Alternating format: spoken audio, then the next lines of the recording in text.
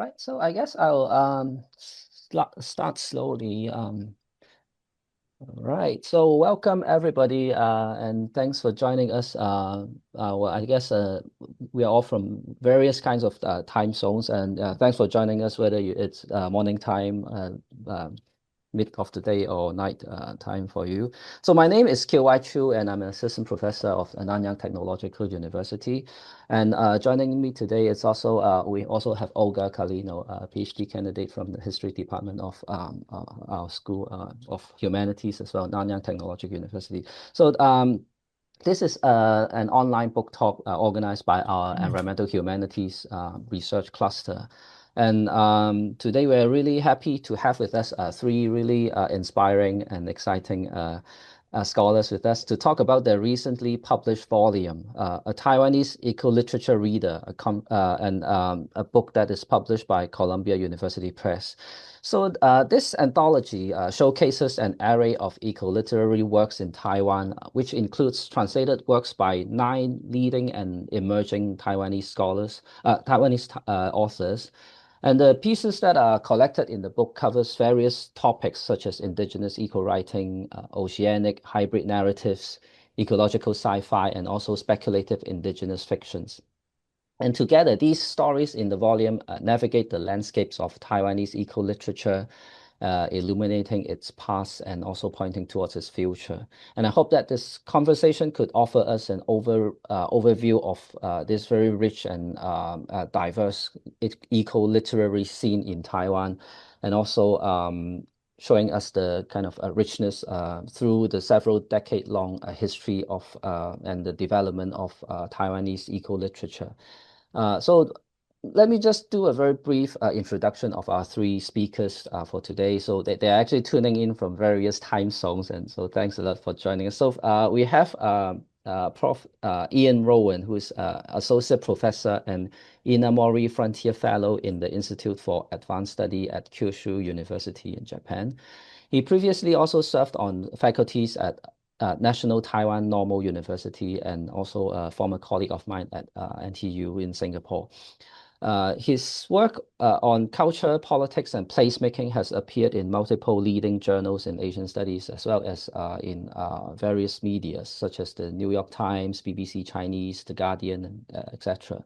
He's also the author of One China, Many Taiwans, The Geopolitics of Cross-Strait Tourism, published by Cornell University Press, and the editor of Transitions in Taiwan, Stories of the White Terror.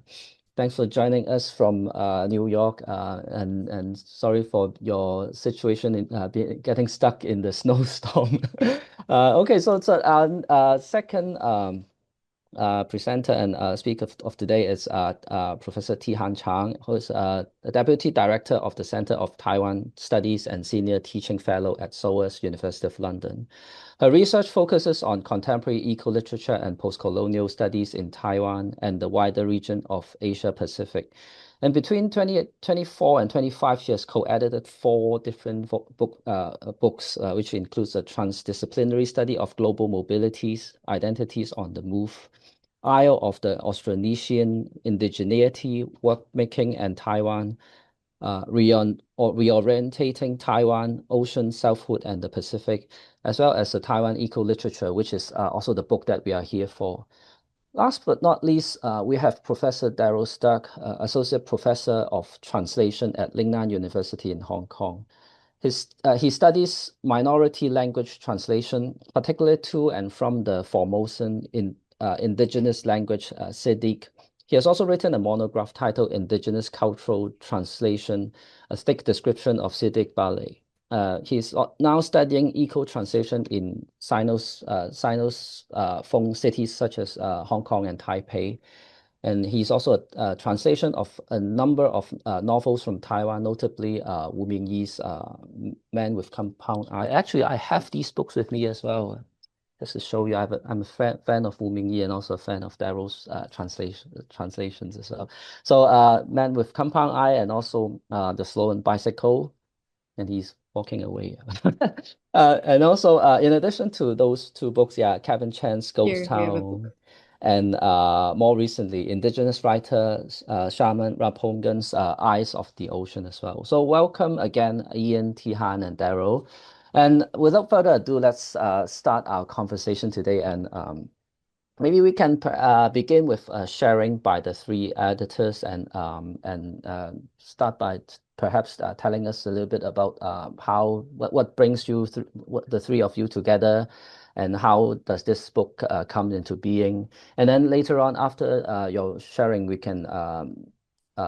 will start with some questions and then open up the session for more questions from the floor. So feel free to type your questions in the chat box during our conversation as well for all the attendees here. Yeah.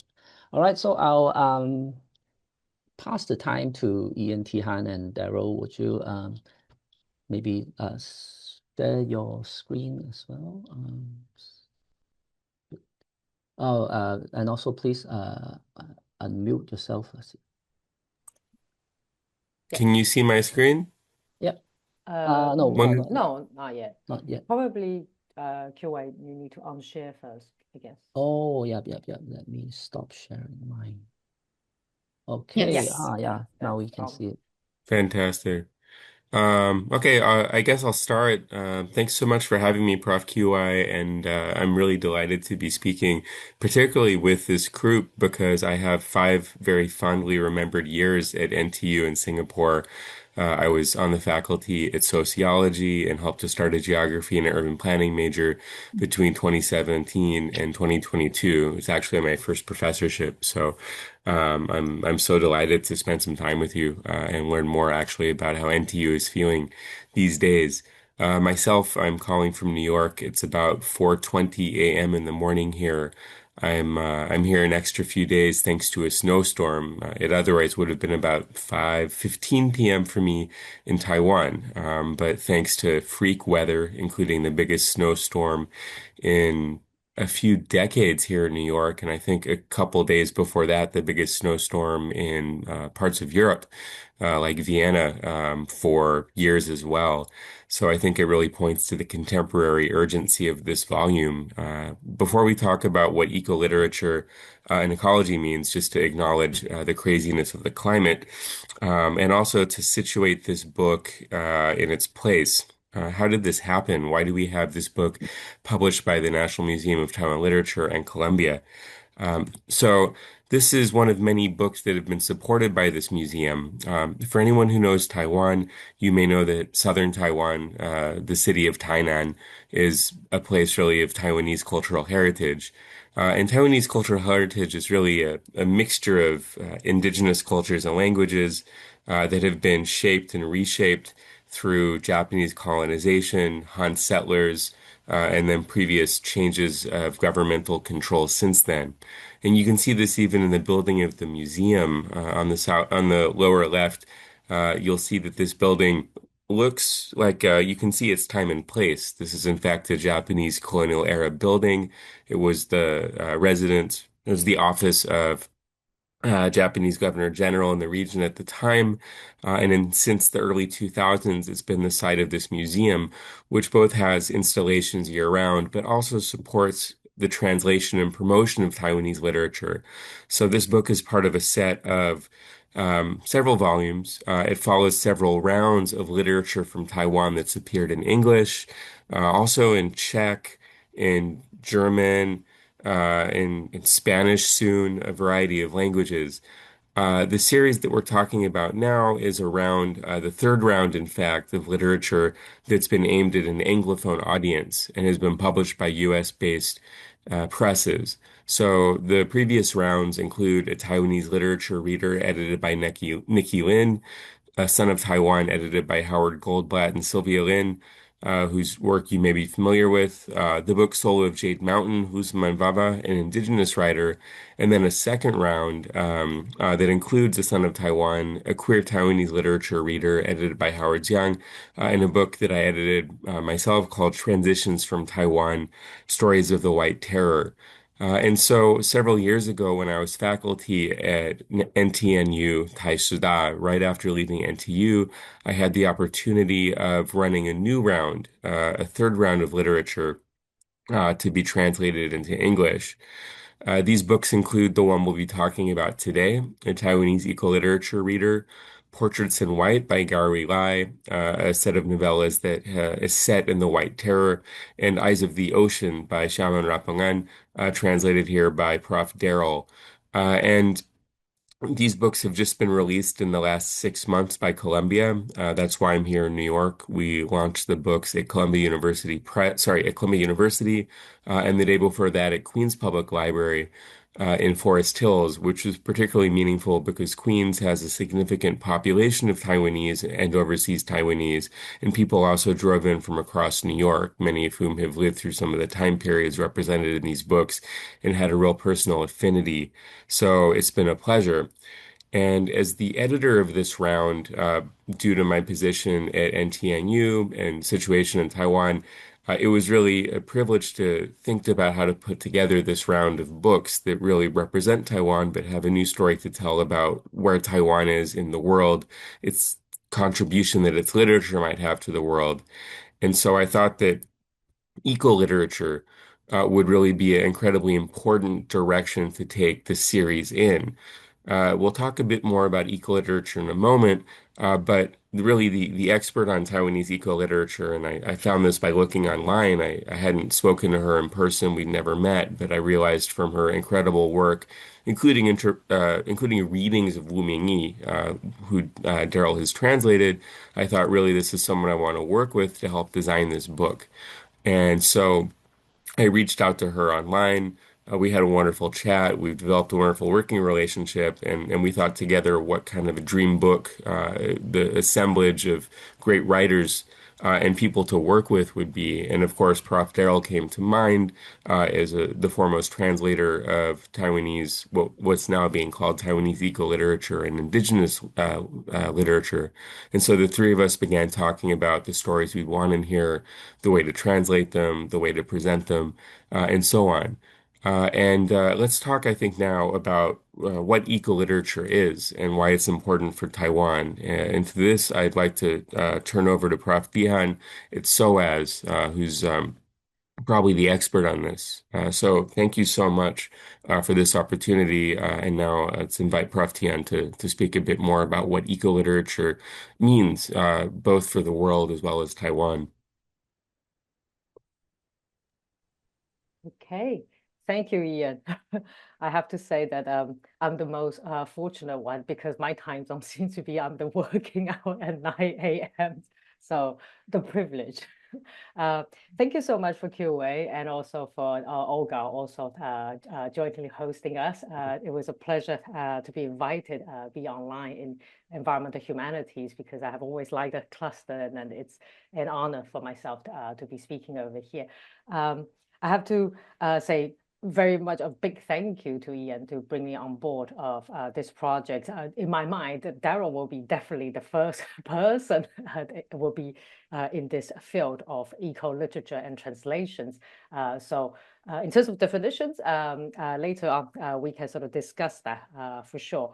But I think the conceptions of this eco-literature volume that we start first by asking ourselves, and in terms of like the non-human beings and also the non-human environment in terms of its framing, because we see this as not simply as a framing device or background, but it's an actively evolving and also intertwining entities in interactions with our human ecosphere.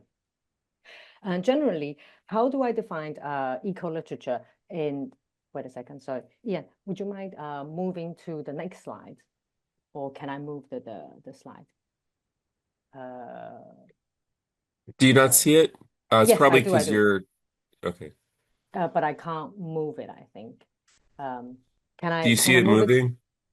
Yes. Can you stay on the slides of why eco-literature in Taiwan? Yeah. And I think Ian pitched this very rightly so, that we often hear a lot about the threat of wars, the semiconductor reliance in recent years, but in fact, we think that basically there is a lack of attention on the non-human or the more than human inhabitants in Taiwan that is less represented in the global eco-literary scene. I think inward towards the Taiwanese readers, they know, and not to shy away, that we recently just had the book festivals in Taipei, and that it was still a very popular theme for most of the Taiwanese readers. So I think there is Taiwan is a kind of ecological critical zone for ecology as much as it is a flashpoint for politics and economy.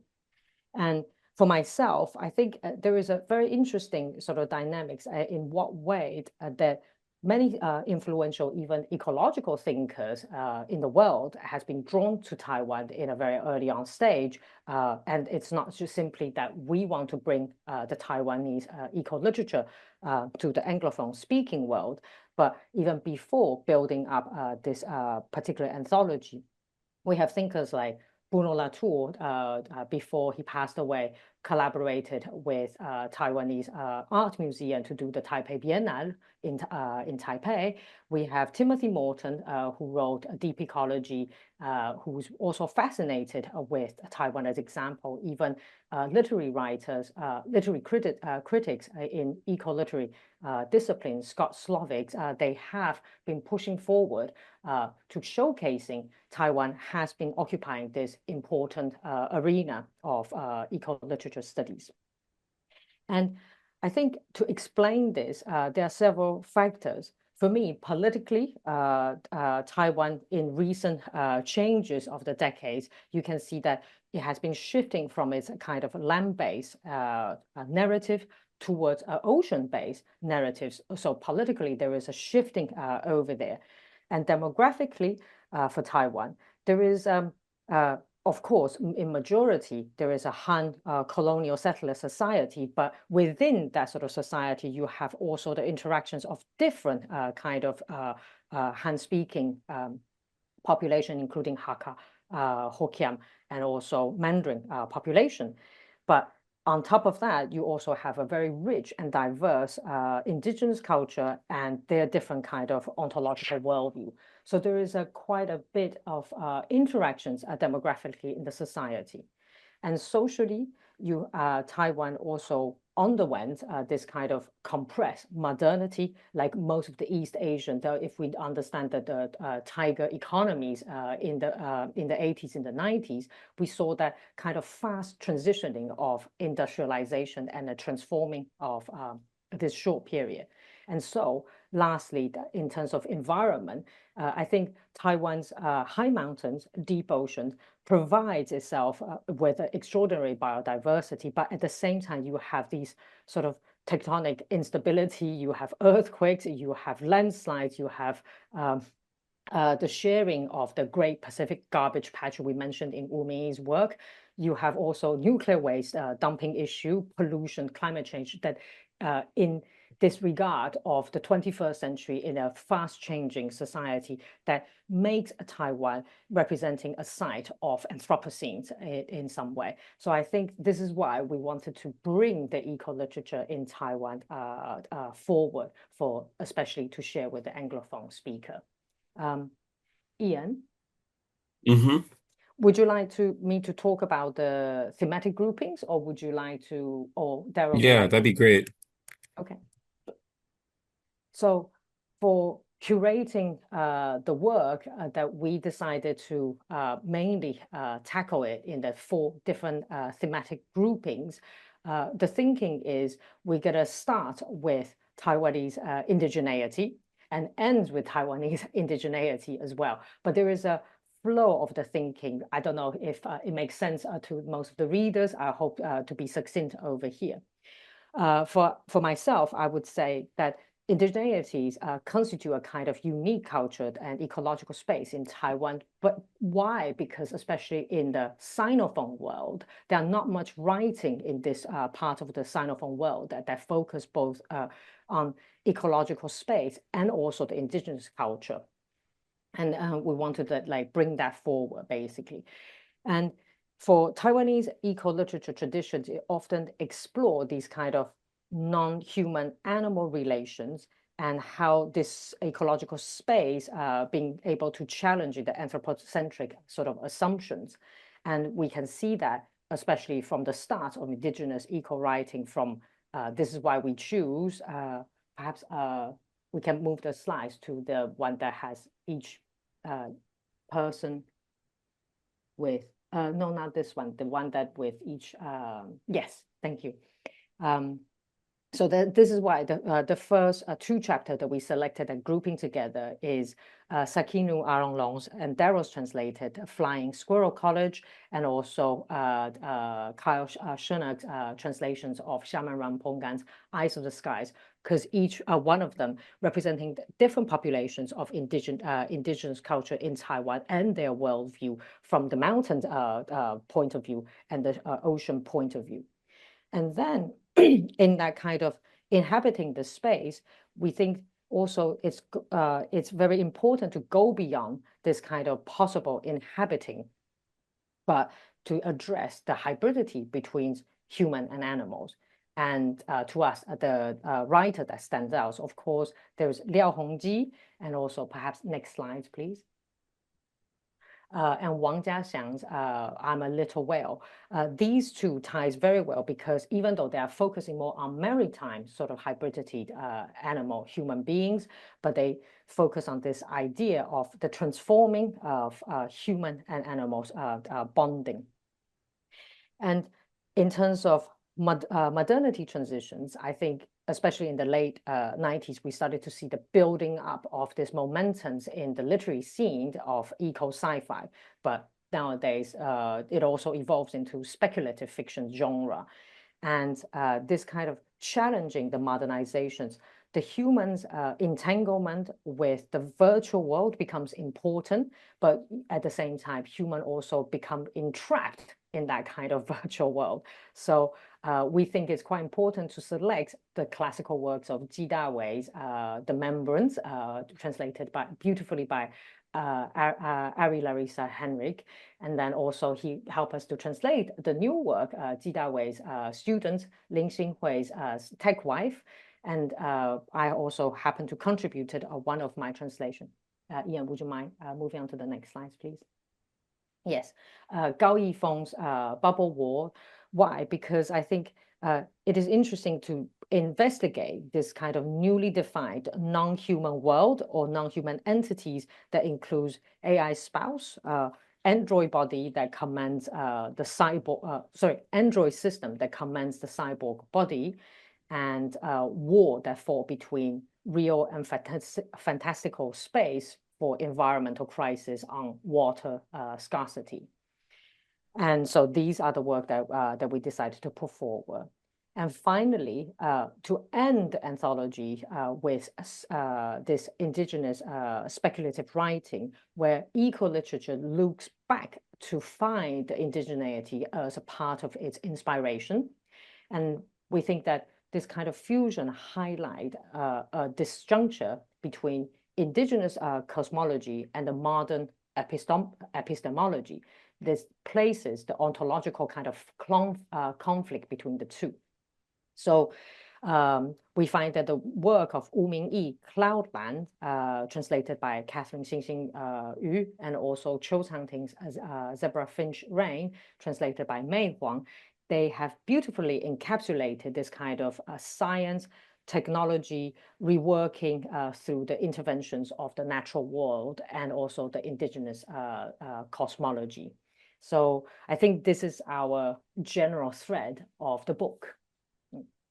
I'll pass it on to perhaps Darryl to say a little bit more about the other parts of the translation. Right, it's up to me to say a little bit more. Hello, I'm Darryl Sterk. Just a little joke to kick things off. I feel like I'm coming home here to NTU. I used to work at NTU in Taiwan, and I used to look up NTU library on the internet, and I would often find the one in Singapore, which usually had the book I was looking for, unlike the NTU library in Taiwan. I have to change my introduction. I'm no longer professor of translation. We're changing our department name. I'm now professor of digital and language technology because nobody cares about translation anymore. Nobody wants to take a degree in such a department of translation. Um, so when Ian asked me to come on board on this project, I was thrilled. It was a chance to work with Ian and Tihan. I would have said yes to anything. It didn't have to be ecoliterature, but of course, ecoliterature makes it even better. To me, ecolit is literature that educates us about ecology and nature in general and gets us to care about ecology and nature in general. So I started to care when I translated Fu Ren, The Man with the Compound Eyes by Ming Yi about 12 years ago now, or 13 years ago. And I was translating, and I'm, as usual, looking everything up. And so I looked up a kind of fig tree or banyan tree. I mean, I was ignorant.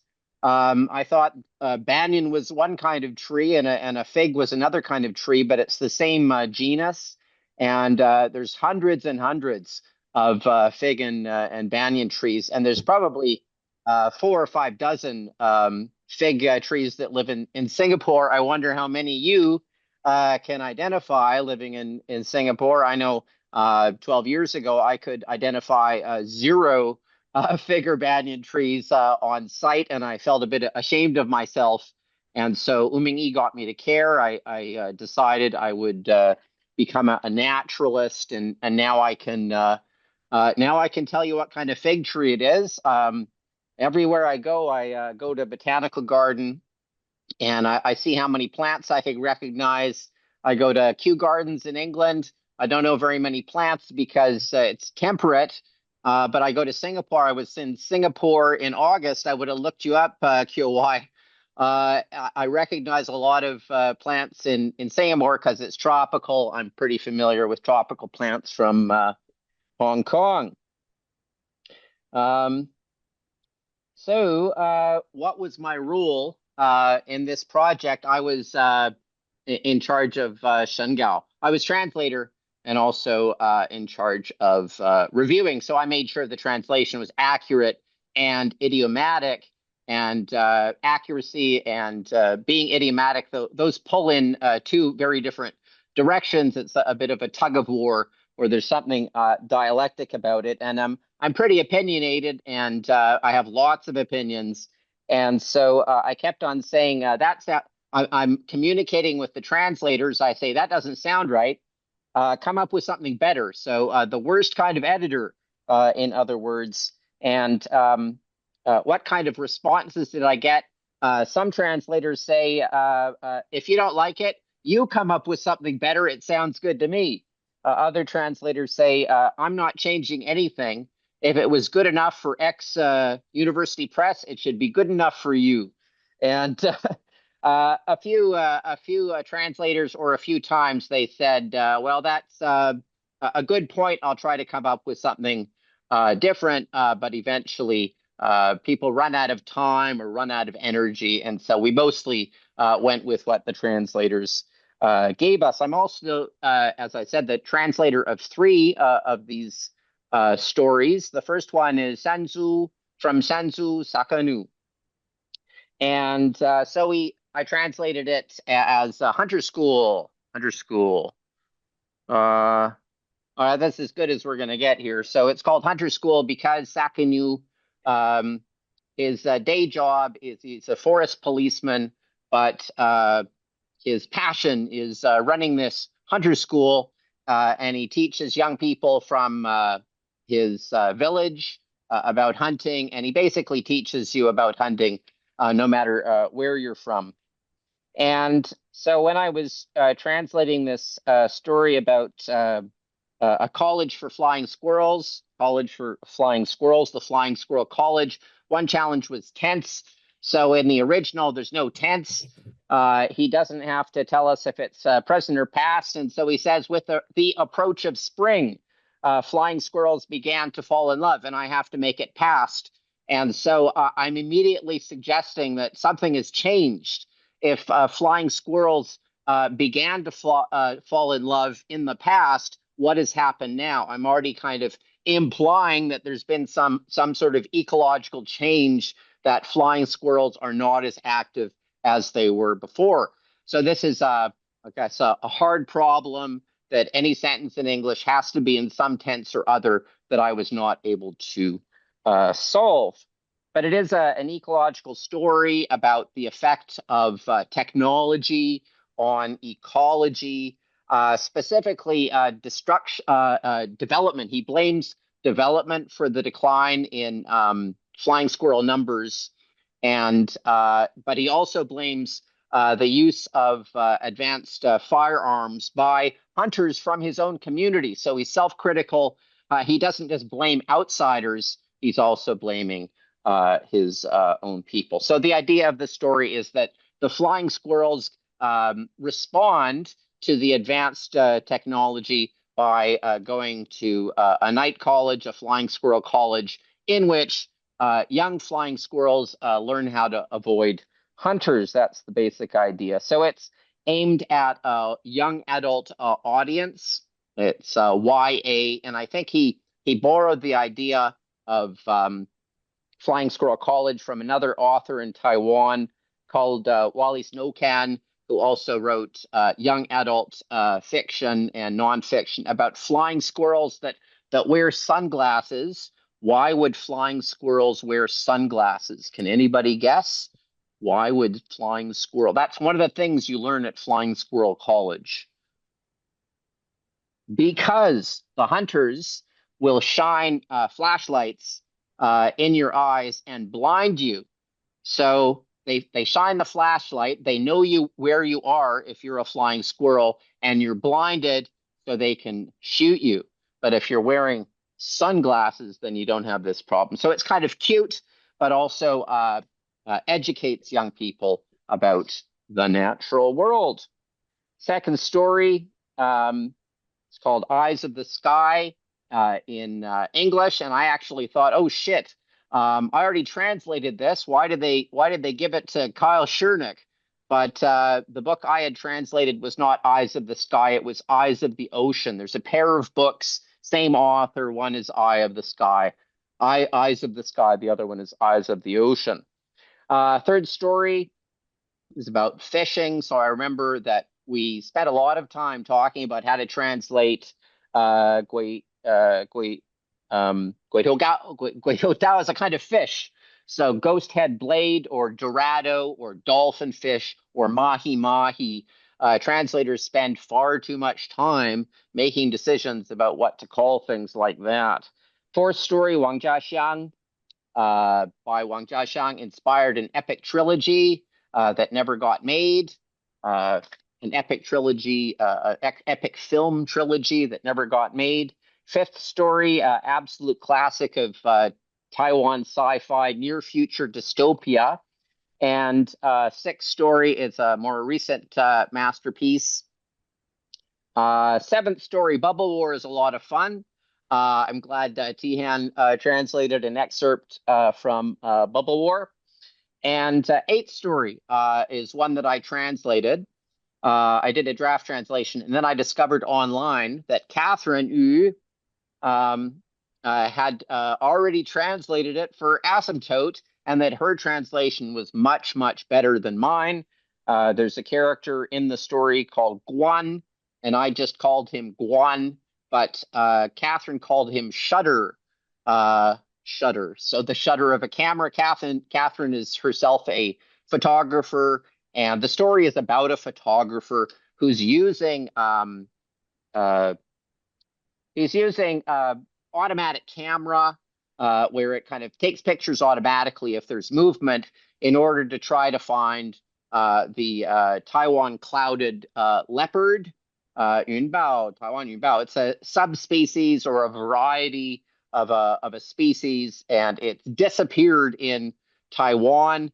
People haven't seen it for 30 years, and so he uses his camera to try and find this extinct Taiwanese variety of clouded leopard. And so since Catherine's translation was so much better than mine, I decided it's time for me to get out of the way and let young people have a chance. So the night story, I also translated the night story as raining zebra finches. It's raining zebra finches. And then we discovered that Mei Huang had translated it as zebra finch rain. Much, much better. So I got out of the way. And so we have Mei's translation. Mei has done an online chat on a podcast with Tihan that you should all check out. You should also all check out Tihan's research on indigenous speculative fiction. And that's it for me. But I understand I have a few more minutes or one more task, which is to introduce you to Eyes of the Ocean. Should I just keep on going? Okay, I'm just going to keep on going here. So this brings us full circle. I started out talking about the Flying Squirrel College, which is kind of a land-based university, university. And in Eyes of the Ocean, he talks about this ocean university. He says he doesn't mean the one in Keelung. There's an ocean university, an actual university in Keelung, but that's not the one that the author went to. He went to the university in the actual ocean, where he had to learn about the creatures that live in the ocean and also about kind of the traditional lore, the practical knowledge that his ancestors relied upon in order to survive on Orchid Island. And we're also coming full circle because we started with flying squirrels, and they have flying fish on Orchid Island. That's like their main or most important, symbolically most important prey animal is the flying fish. So Eyes of the Ocean, it's Bildungsroman, a novel of self-development or a novel of education. And I don't know if you guys have read about these Bildungsroman. The first ones were very dark, like they ended in suicide. They were kind of failures of education or failures of personal development. And for a lot of this book, you're not sure if he's going to be a success or a failure. He wants to get into university the regular way by taking the test. And back in those days, in the 1970s, Indigenous kids like him got like 20% added to their mark or 30% added to their mark. So it was easier to go into university. So he claims, I'm not sure if this is true or not, but he claims that he wanted to do it by taking the test and not having the addition. So for a lot of the book, you're not sure if he's going to do it. And there are some very, very dark moments. But then he's working for a company that delivers Haesong Chisui. And that in English, it's called Haesong Sarsaparilla. It's this Taiwanese soft drink. I don't know if they have it in Singapore. Sarsaparilla. I don't like it very much. It kind of tastes like, I don't know, licorice. Imagine a licorice flavored soft drink. So he's delivering sarsaparilla up and down the west coast of Taiwan. And at that time, the company had this advertising jingle. They had this commercial on TV to advertise their product. And the jingle went, 我的未来不是梦. My future is not a dream. And basically it means my future might come true. And so he's working for this company. He starts to wonder, maybe my dream could come true, just like in the advertisement. A couple of years later, the song became very famous. It was recorded by Zhang Yuseng, famous singer in the 1980s and 90s, who passed away quite young in his early 30s anyway. So he's 18 going on 19, and he's making money in order to go to cram school to prepare for the college entrance examination. And he's delivering sarsaparilla, drinking sarsaparilla. Finally, he gets the result from the examination, he fails. And so he does the same thing for another year. He takes it again, he fails, does the same thing for another year, has a girlfriend. And then climax, he finally gets into college, and that is basically the end of the book. He takes French literature, which was preparation for him for a career in activism. He went back home and he protested against the construction of uh, uh, a place to store light grade nuclear waste on Orchid Island. They built this containment facility not on Taiwan, but on Orchid Island, and didn't really tell them what it was going to be all about. Very, very unfair, very unjust. And he also, French literature was also a preparation for him as a writer. He became kind of the bard of Orchid Island, and it's my good fortune. It was a thrill, a personal thrill, to have the chance to translate Eyes of the Ocean and to translate um, uh, the Flying Squirrel College, and to work with Ian and T. Han, and to talk to all of you. Thank you very much.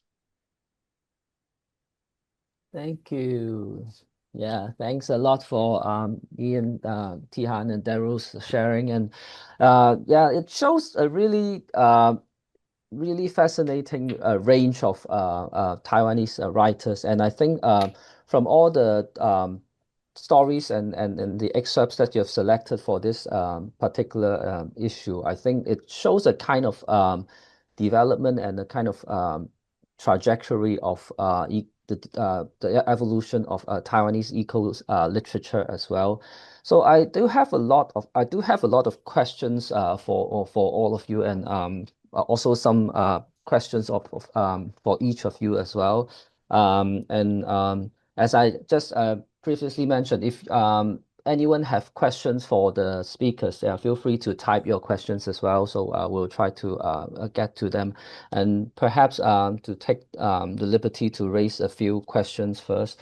To start more generally, I think as I mentioned, I really find this structure of the book, it makes a lot of sense to me, and I think it also kind of reflects the development, at least in the previous 3 decades or so, from the 90s onwards to the present. And I think that the selection of the stories, starting with a few of the writers who are the old would you call them the older generation of eco writers, yeah, from Shaman Raphongren to Liao Hongqi, etc. Being more of a kind of a traditional kind of nature writing towards what ending up with a lot of these younger writers from the post-90s generation, and also of different backgrounds, female writers as well. I do see a kind of changes over the years, but I'm curious to know whether you also design it in a way to suggest that there are actually these several phases of eco-literature that we are seeing in the Taiwanese scenes, and perhaps also one phase being replaced by another, or whether you're seeing it in a different way, or is it basically getting more diverse instead? Or, yeah.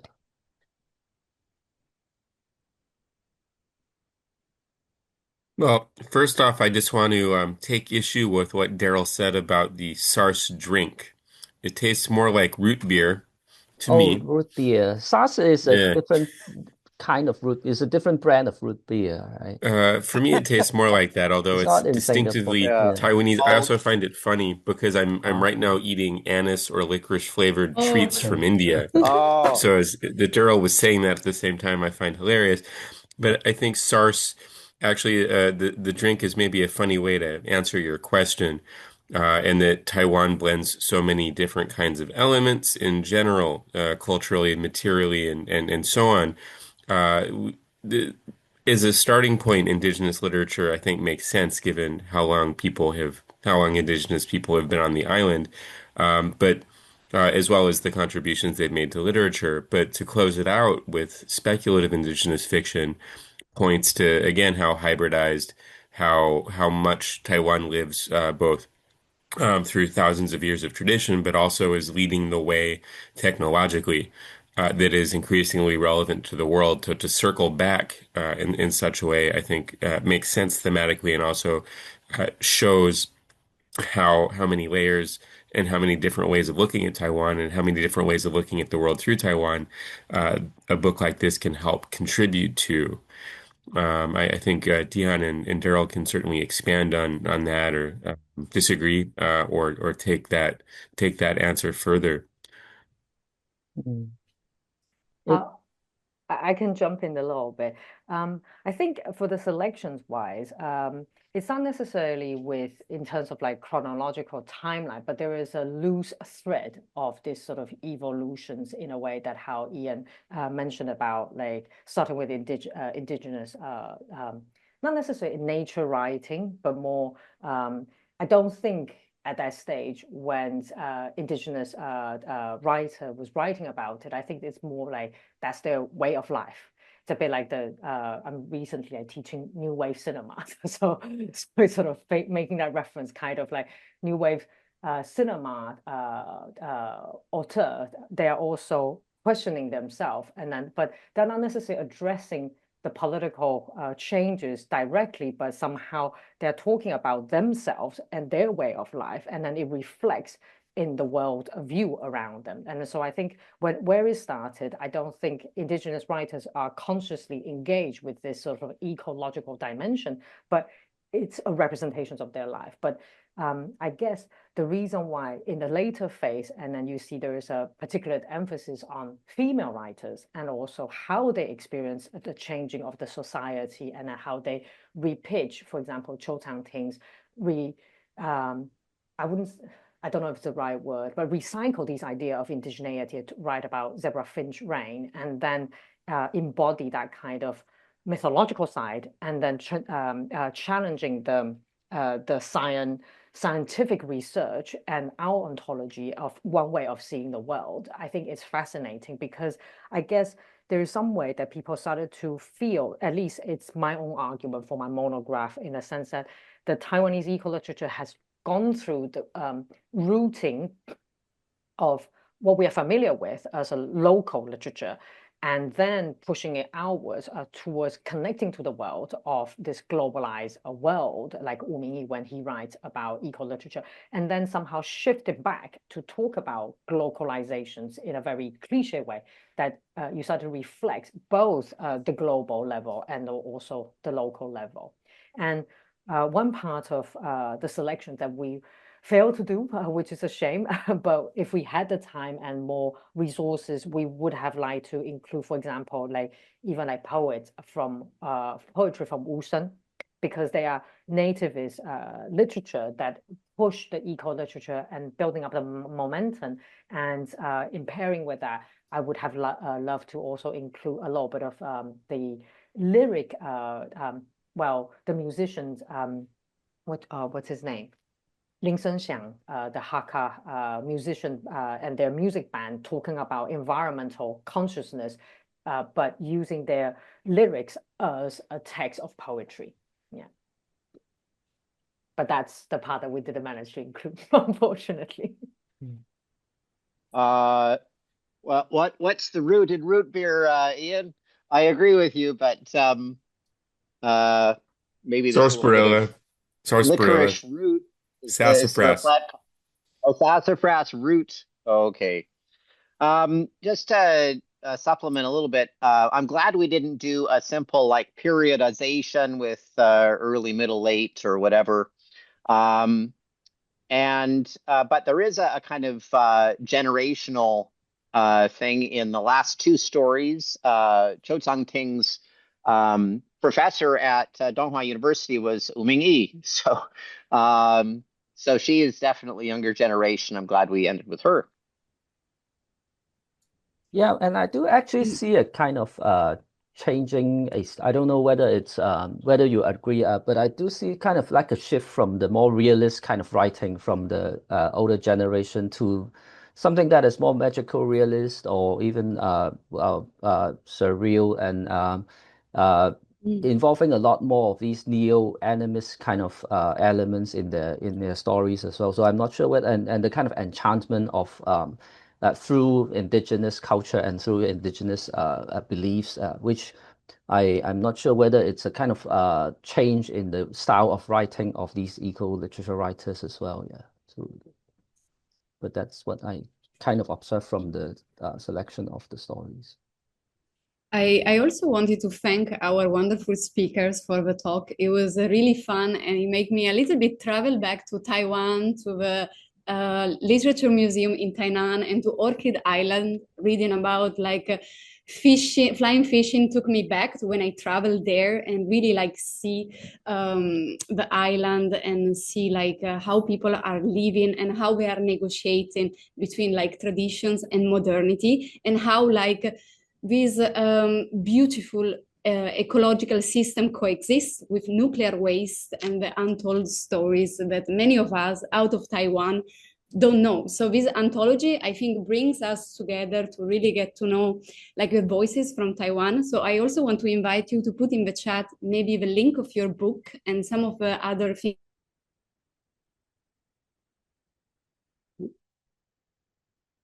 Are we losing Olga?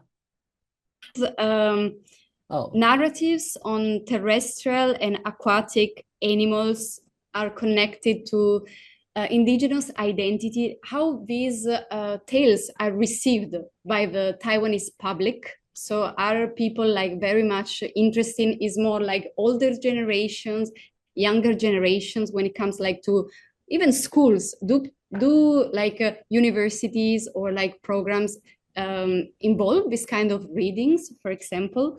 And my second question is, how do you see ecoliterature as a mean to foster the conservation of endemic species, such as the extinct Taiwanese leopard? And how does ecoliterature contribute to promoting and protecting indigenous knowledge in Taiwan, but also outside Taiwan? Thank you. Yeah, Olga, earlier you got cut out. Yeah, very we lost you briefly. for a few seconds. No. I think I heard, at least I heard your two questions quite Okay, clearly, great. but I wasn't sure about previously you said about the book link, and then what did you say? Oh yeah, I meant if you want to share your book, just put a link in the chat for our participants to find it easily. Same for the podcast or other books you have mentioned. So like they can just click on it and find out like your wonderful work. Thank you. That's really kind.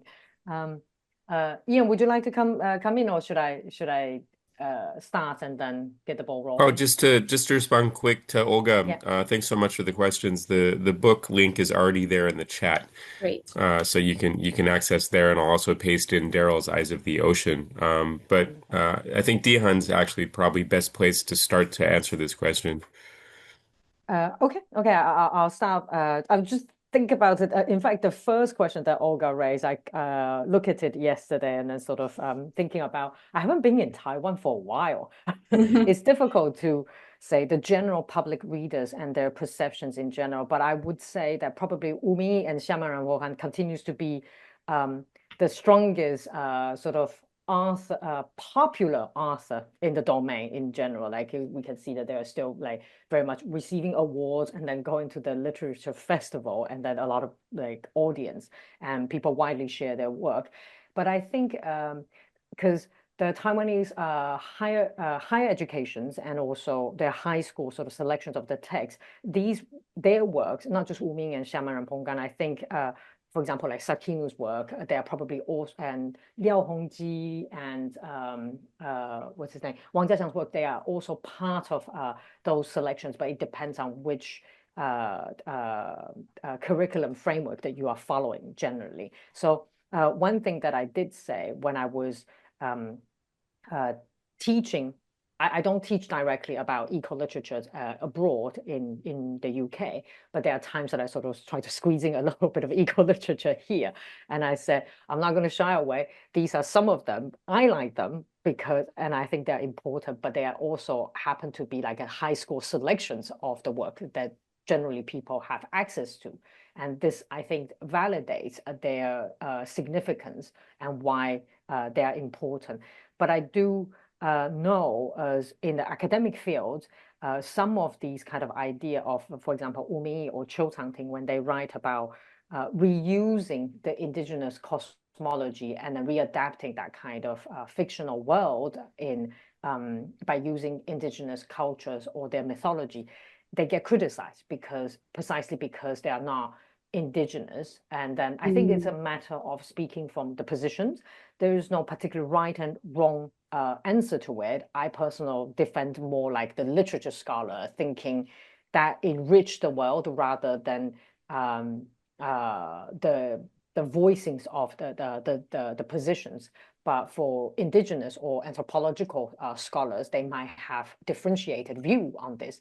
But I think it's all good in terms of debates, as long as writers are not shying away and then continue to use it as elements to work on them. That would be a good idea to expand Taiwan's eco-literary scene.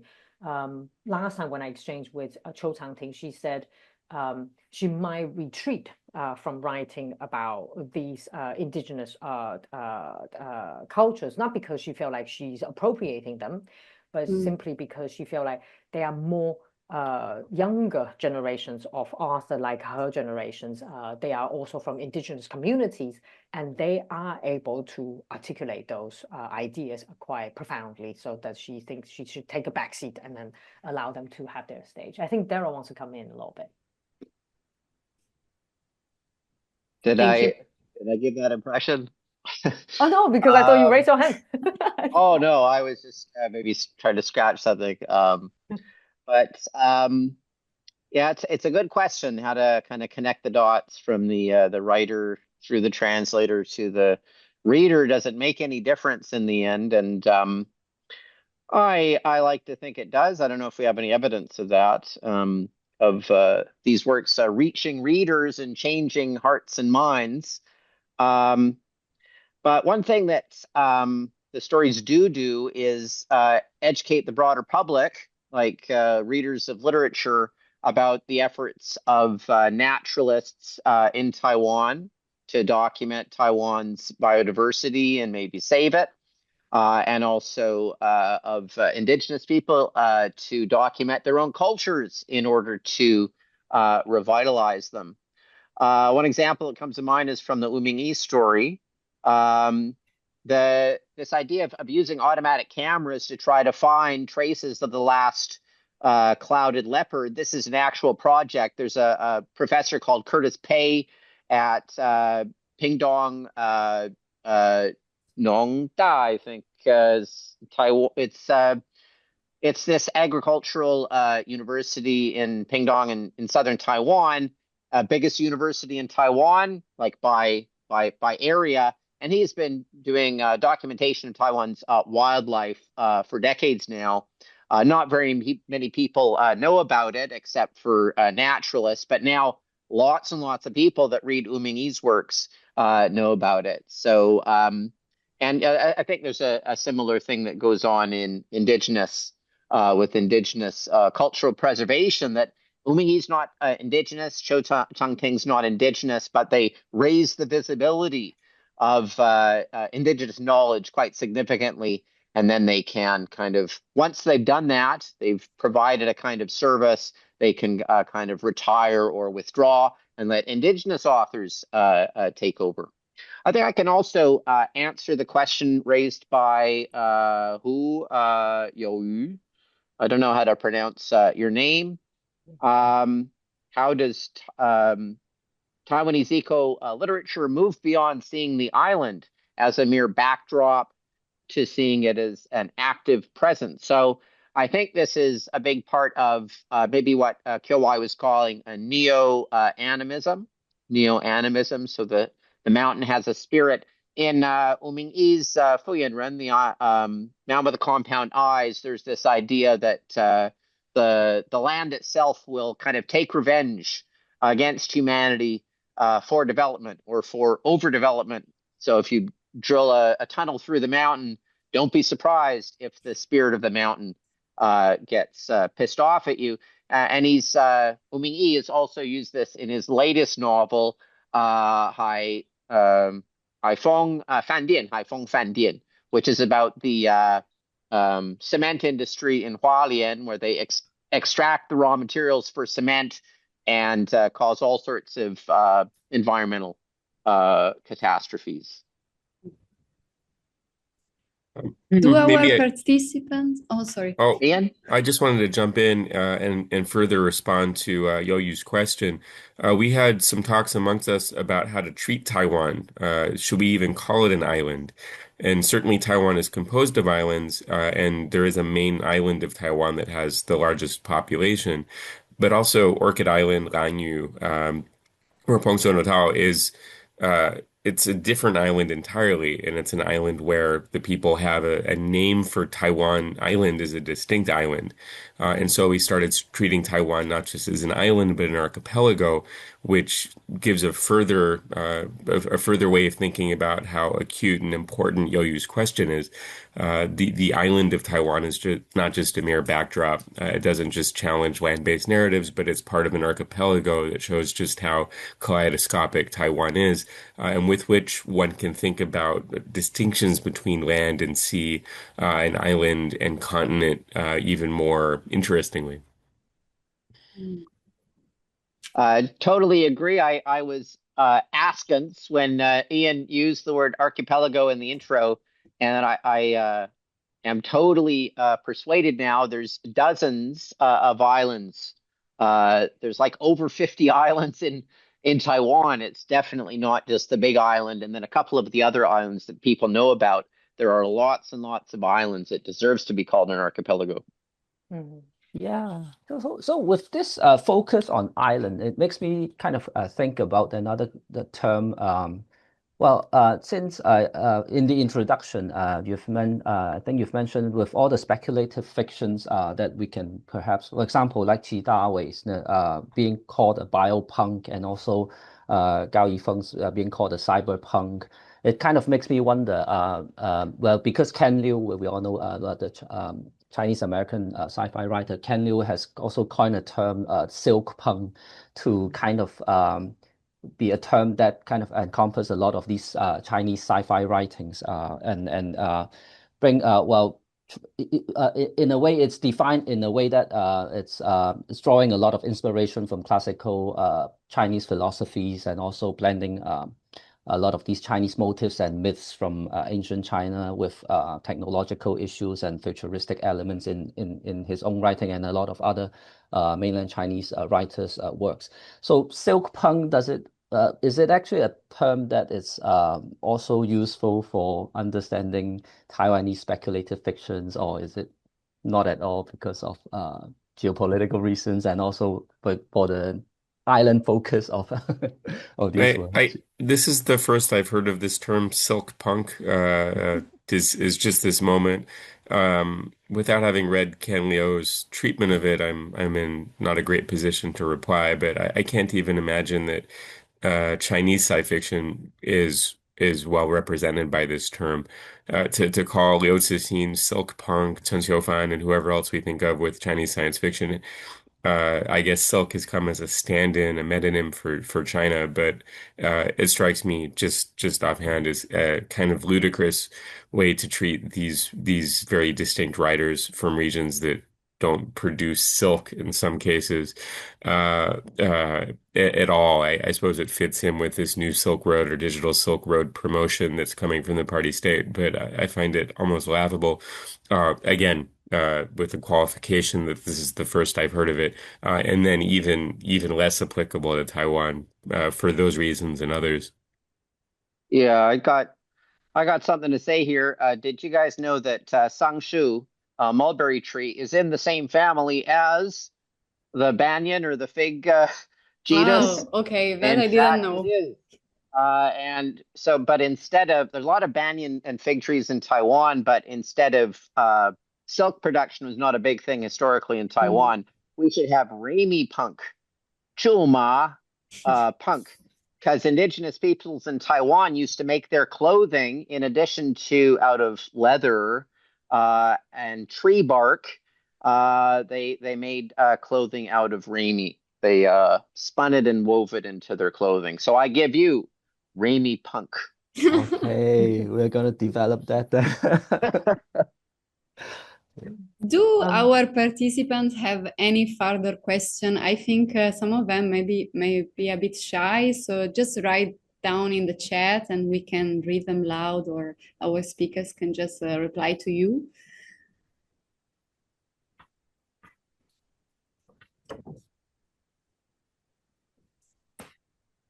I don't. No, Don't be otherwise I shy. ask a question. So we were talking about translation before and how also AI or this digital area is changing how we translate and the importance of translation. So if you have to imagine making an anthology, like a fourth row of a book coming out about eco-literature in Taiwan, how do you see translation from here to 5 or 10 years? What would be like completely different and what would be the same? I don't know if it's too futuristic, like to think in 5 or 10 years, but it's true that I think translation somehow is losing importance and it's changing because people think that they can do it individually, but then when people come together, they will have very different opinions about translation and how things should be translated. I think Darryl is probably more well placed, especially like he's transitioning from professor of You're right. translations to professor of digital and technology. I think it's Darryl, would you like to say something? I can't I hear want you. to say awesome to Ian's blanket. I Comment. want to see this comfy blanket. But I can't figure out how to give a message.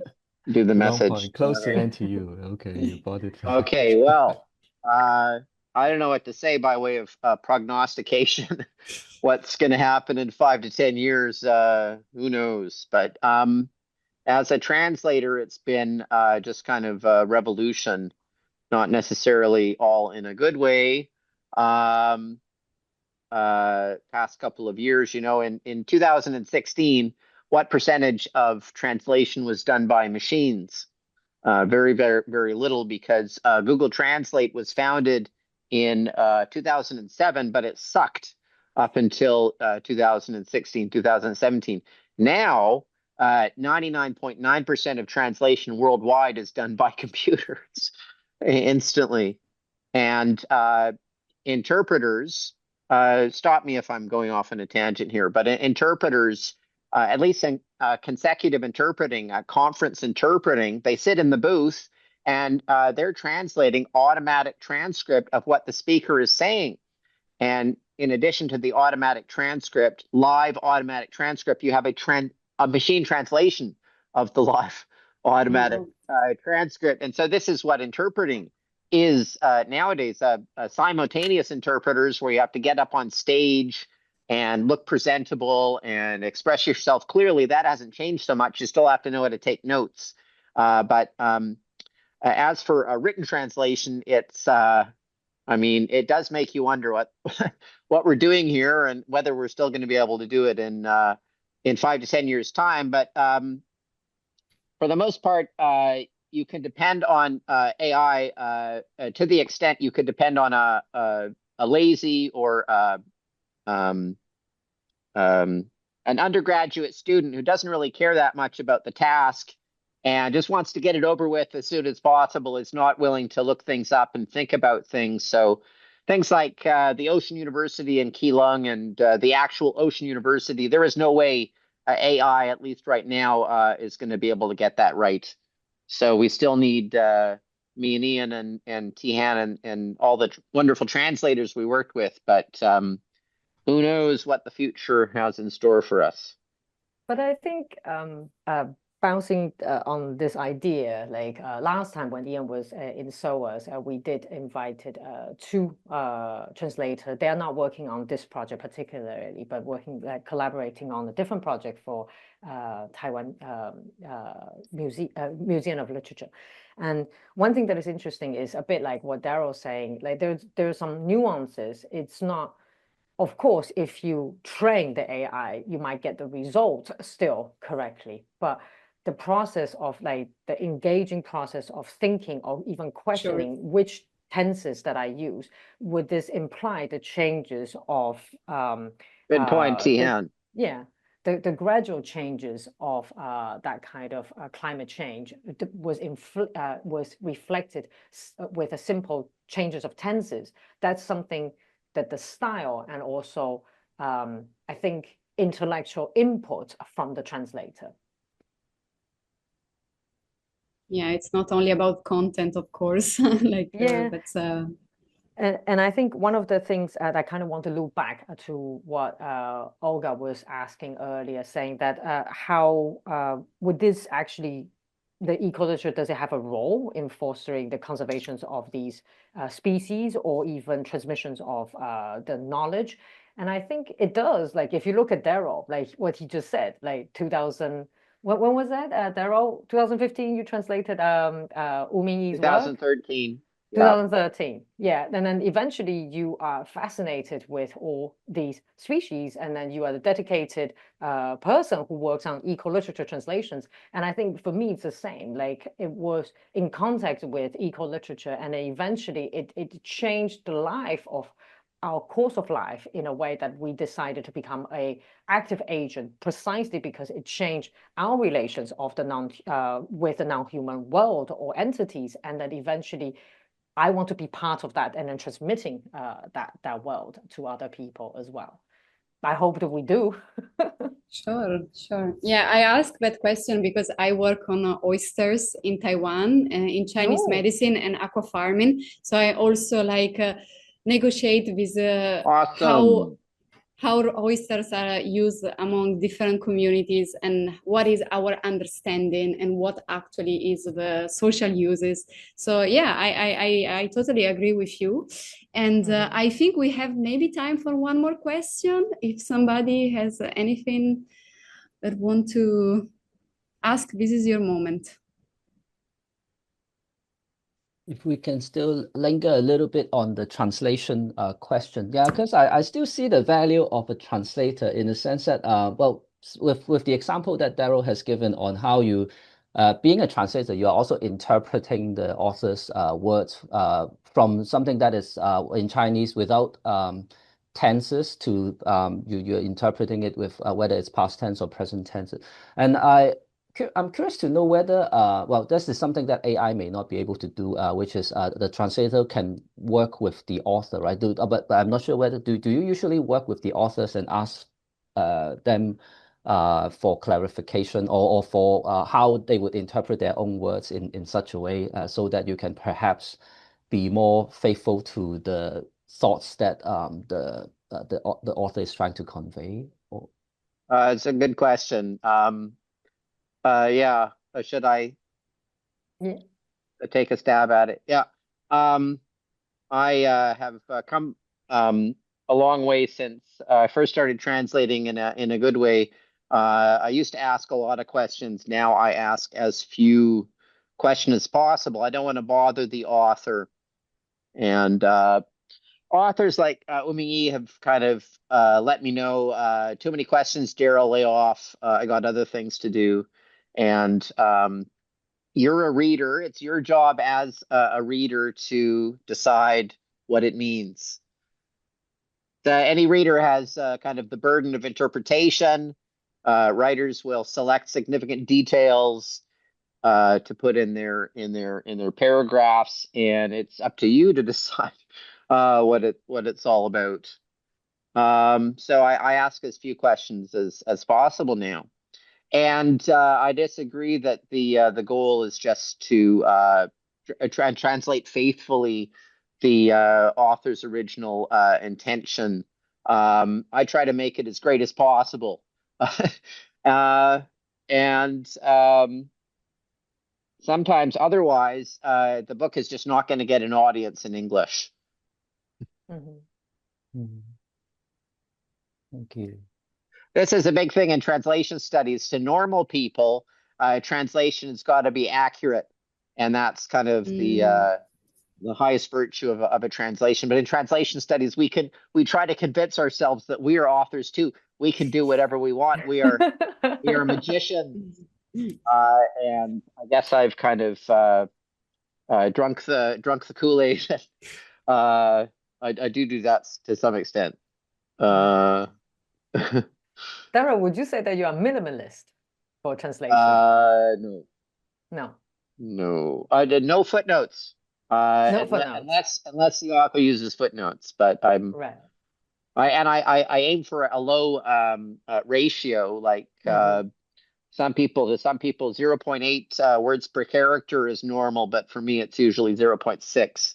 So I get away with about 25% fewer words than more verbose translators. But I don't think minimalist is really The quality approach. or virtue or a quality that I identify with. But in that case, why? Like, because I remember like having this interesting exchange with you, especially editing this volume, and then I find that approach fascinating. And then why did you develop this sort of lower ratio in order to? Is it because you find that certain words that you can encapsulate the concept a bit better, and then Yeah, in yeah. I English the mean, tempo? sometimes you find a single word that stands in for the whole sentence. The whole sentence doesn't need to be there, and uh, uh, ask me a different day, and I'll be able to give you some examples. But if you got 0.8 or 0.9 as your ratio, it's usually going to end up reading very verbose.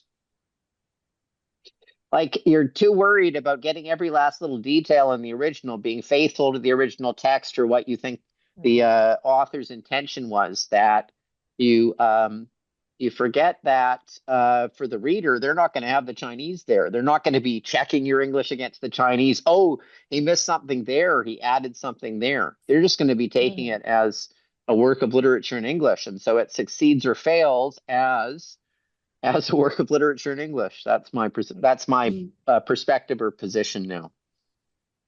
Interesting. So maybe as we wrap up our session and thank our speakers, QY can share also a bit more about our next appointments for our environmental humanities cluster. So thank you so much for our speakers to introduce us to a Taiwanese eco-literature reader. It was like so interesting to learn more about Taiwanese writers and species, human-animal relationships. So I hope that also our participants are gonna go and find some of the topic that you discussed with us in the book. And yeah, so this talk has been organized by our Environmental Humanities Cluster, which organizes like seminars online and in presence every semester. And I'm gonna leave the floor to Professor QY to conclude. Thank you. Thank you. Thanks again for Ian, Tihan, and Darryl for joining us tonight. So for the coming month, we will still be having more seminar and book talks as well. So one online seminar will take place in the 12th of March, where organized by my colleague Florence Mock, and she'll be inviting two historians from Hong Kong to talk about wildlife protection and using the case of the civet cats in Hong Kong, particularly from the 1940s to the 70s, to talk about the colonial anxieties in Hong Kong. And then on the 19th of March, if you are in Singapore, you can join us for an in-person seminar with Dr. Stefan Hubner from National University of Singapore, a senior research